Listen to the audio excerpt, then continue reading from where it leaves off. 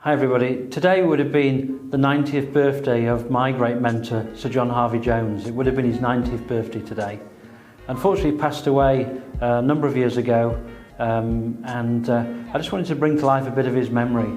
So Sir John was the chairman of ICI, and that's how I got to know him when I was at ICI. And I was like 15 levels below him in the organisation, though I always thought he was a very inspiring figure. And when I left ICI, I wrote to him and said, look, I'd love you to come and speak at the event with me because I wanted to meet CEOs, and would you come along and speak? And I read all his books, and I said, look, I'm CEO of a small company. What I'd like you to do is come and speak, and we'll pay you in a couple of years' time when we've got the money. And I sent this letter to him, and then a few days later I got a call from him. He said, you cheeky devil, he said, look, I'll do it for nothing, but you pick up my expenses. And he came along, and he was really inspiring and brought to life leadership for a group of CEOs. And from that place, he became my mentor and friend. And he coached me as I grew one of the fastest growing companies in the UK. So John just was a marvellous man, and he was also the troubleshooter. So in the UK we have, the apprentice, but the troubleshooter was the first ever version of that sort of program.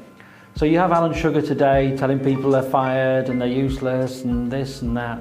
And really he's like totally uninspiring, where John Harvey-jones was the opposite. He was very inspiring, he was very interested in their businesses, he was very engaging with the people, he would have fun with them, he'd have a laugh with them, he'd challenge them, he'd joke with them, and bring them on side. And he created the origins of this sort of TV.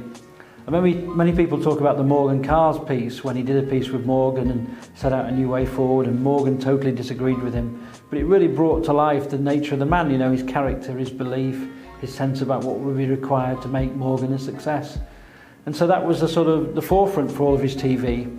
And also he gave me a lot of advice for TV as I did the BBC CEO Guru.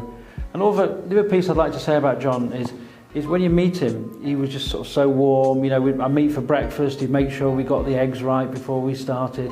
I'd talk about my company, but before I started, he'd always focus me back on myself, how I was doing.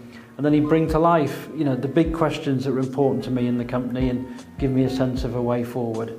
So a wonderful man, somebody who understood businesses very well, great commercial insight, but also he was funny. He would joke, he'd have fun with you, but also he had integrity too. So he was joking, but he had integrity, and he was tough, and he was challenging. But overall, a wonderful man, a man with great integrity, a very lovable man, a man who I think is an example for many generations to come.